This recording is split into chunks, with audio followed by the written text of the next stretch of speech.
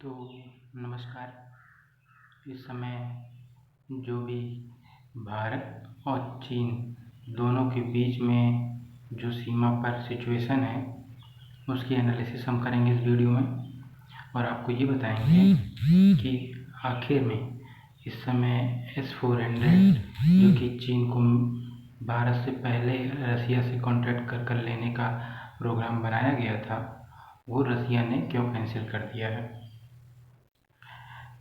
तो दूसरा हम इसमें डिस्कस करेंगे अमेरिका और इंडिया की पार्टनरशिप के बारे में, जिसमें इंडिया जो क्या क्या चाहता है अमेरिका से, अमेरिका क्या इंडिया को देकर क्या चाहता है।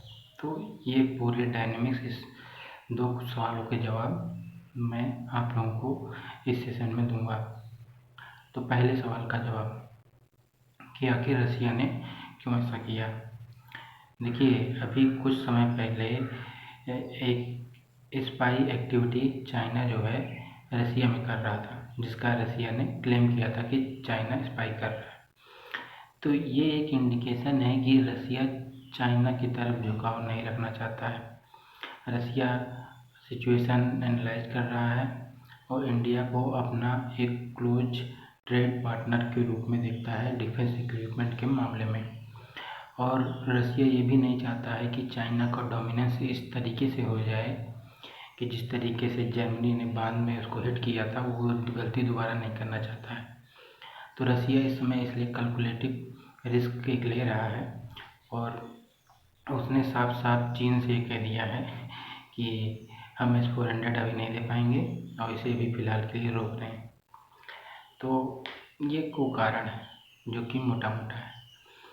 और दूसरा कारण इसका एक ये है कि इंडिया इस समय चाइना से के जो रिलेशन ख़राब हुए हैं बॉर्डर पे, उसके संदर्भ में रसिया से लगातार बातचीत कर रहा है। तो लगातार जब वो रसिया से बातचीत कर रहा है तो उसमें वो ये भी देख रहा है कि रसिया से वो पूछ रहा है कि चाइना की इंटेंट क्या है, चाइना क्या करना चाह रहा है।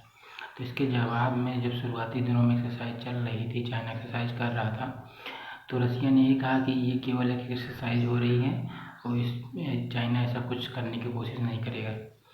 तो रसिया को भी इसका मतलब पूरी तरीके से ये जानकारी चाइना ने नहीं दी थी कि वो क्या करने वाला है, जबकि रसिया उसका एक अच्छा एलाई है। तो मॉस्को इस चीज़ को समझ गया है और वो अब बीजिंग पे वो भी ट्रस्ट नहीं कर रहा है। तो इसीलिए उसने कुछ प्रेशर बनाने की कोशिश की कि पीछे हटे चीन, पीछे से।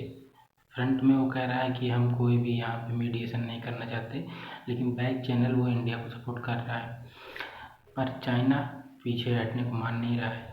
तो हो क्या रहा है, हो ये रहा है कि रसिया ये एक टैक्टिकल प्रेशर डाल रहा है।